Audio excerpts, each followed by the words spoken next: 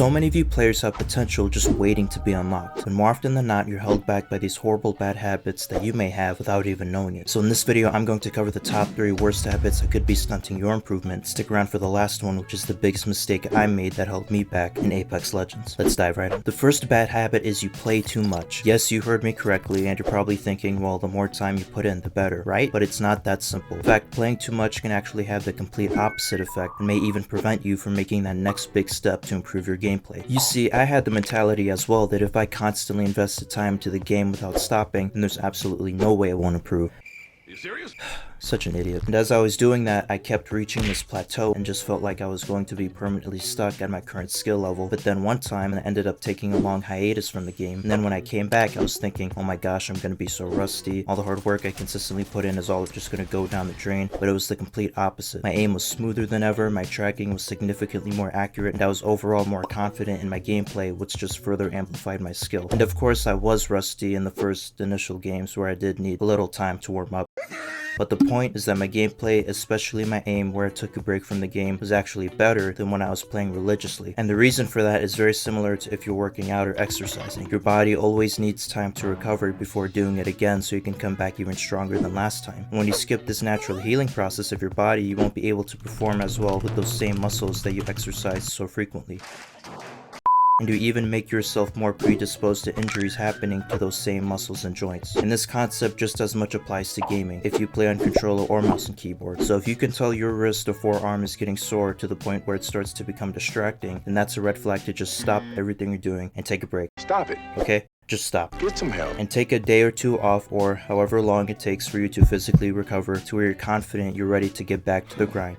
And believe me, these intervals in your gaming sessions will not only prevent potential injuries from occurring, but you'll also be putting yourself in the most healthy and in turn most optimal position to improve your gameplay. The second bad habit is you blame everybody and everything other than yourself, which I definitely don't do now.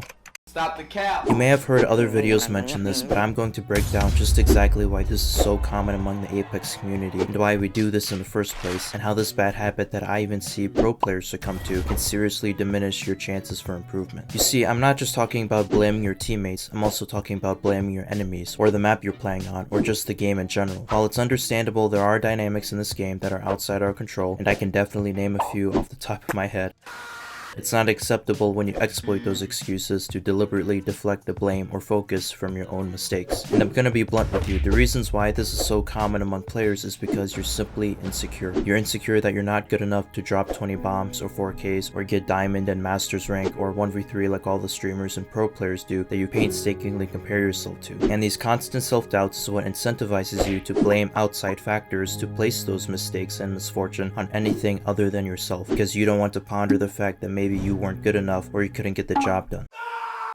So instead of confronting that reality, you drown it in delusions by blaming everything else. Now, I'm not saying that you're not good enough, it's actually the complete opposite. So many of you players have potential that will always remain unfulfilled and locked away forever if you don't confront yourself and embrace your biggest mistakes and weaknesses. That will always stop you from becoming the best player you can be unless you eliminate them. And of course, you never want to be too harsh on yourselves when self-reflecting on your mistakes, but as long as you're aware of them and continue to work on it, then you can be saving yourself from one of the biggest improvement killers in this game. The third and final bad habit that's also the biggest mistake I made that held me back from improving in this game, and that was focusing too much on badges and statistics. We get so caught up in earning all the flashy badges, ranks, and stats to show off on our banners that we lose sight of what we should be focusing on, which is to solely improve and become the best mechanical and skilled versions of ourselves that we can possibly be. When we start becoming conscientious of all these accolades that are insufferably glorified in this game, we start to become demotivated to keep improving when we don't reach those expectations. If you become so involved in the idea of having that badge on your banner or having a higher KD or getting a certain rank, you disregard all the things you need to improve on to actually reach that goal that you're set for yourself. And then this is what motivates players to take shortcuts like getting boosted or carried by teammates or trying to find bot lobbies. But when you change your mentality to how am I improving my accuracy, my strafe, my decision making, my positioning, all the accolades will inevitably happen and just be byproducts of the real accomplishment that you can get, which is you improved your gaming skill as much as you possibly could. And yes, ranks and badges can very well serve as indications of that improvement, but by no means should it be used as a tool to measure your skill level. Because trust me, that mentality is only regressive and unproductive when it comes down to it. And changing that will save you so much unnecessary stress and possible mental breakdowns